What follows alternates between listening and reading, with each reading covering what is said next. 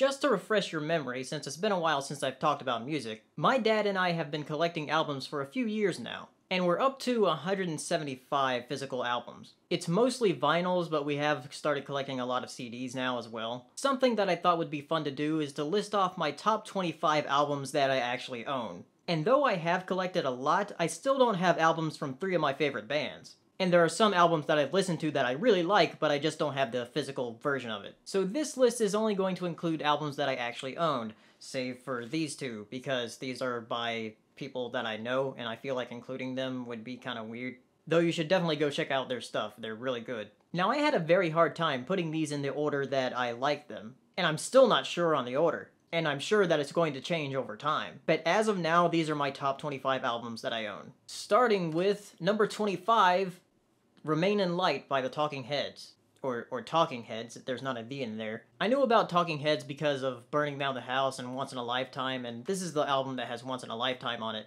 Also back in 2009, I was on a binge of listening to a whole bunch of albums, and this was one of them, and I was just amazed at just how it sounded. It just has that really unique new wave weird sound. Though it's not something I find myself listening to a lot, which is why it's only number 25 on the list. Next up is Billy Joel's The Stranger. I actually first heard The Stranger when I downloaded it on the Rock Band store after Rock Band 3 came out. And I really like this album because it feels like it's telling a story throughout the songs. Also, this guy in the photograph back here kind of looks like Dr. Phil. Anyway, it's still a really good album. Next up is The Cars by The Cars. This was one of these late 70s albums that kind of had the sound of the 80s. And pretty much all of these songs were played on the radio. Though probably my favorite of the songs is You're All I've Got Tonight. And then of course it also has Moving in Stereo, which is a very famous song. It's just really enjoyable from beginning to end. Next is Yoshimi Battles the Pink Robots by the Flaming Lips. I didn't know much about the Flaming Lips except for the wand that was played on that commercial a few years back. But when Yoshimi Battles the Pink Robots was on Rock Band 3, I had to know a little bit more about this. It's definitely a very different sound, and I really love it.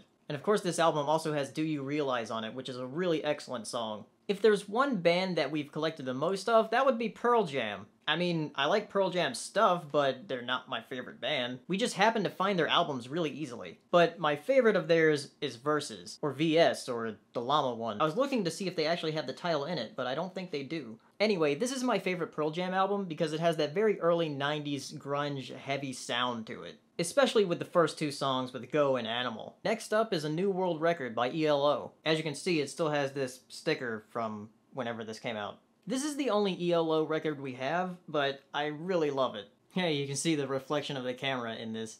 I really love the beginning song with Tightrope and just everything about it.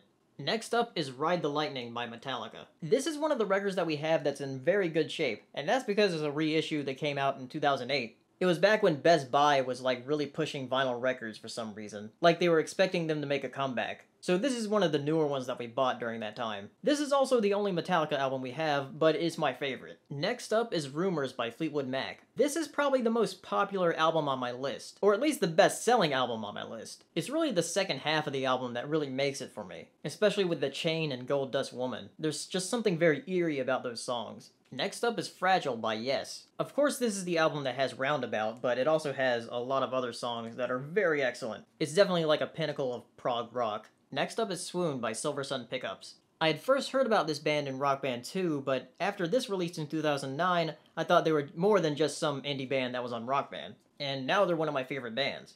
Next is Breakfast in America by Supertramp. This is their most successful album. While people will recognize the songs like The Logical Song, Goodbye Stranger, Breakfast in America, and Take the Long Way Home, one thing that really makes Supertramp albums for me are the beginning and ending songs. Gone Hollywood and Child of Vision are very excellent. And of course the piano work in Supertramp albums is always really good. Next up is The Real Thing by Faith No More. I admit the only thing I knew about Faith No More for a very long time was Epic. But after hearing Midlife Crisis and From Out of Nowhere on Rock Band 3, I decided to listen to the albums that those songs were from. And man, they're really good albums. Next up is Synchronicity by The Police. Of course this was their last album, but probably their most successful. With songs like Every Breath You Take, King of Pain, Wrapped Around Your Finger, and Synchronicity 2, they're just really excellent songs all on this album. And I personally like Walking in Your Footsteps because it's about dinosaurs kinda. Next up is Alice in Chains by Alice in Chains. I mentioned with Versus that I like that early 90s grunge, very heavy sound, and this album definitely has it.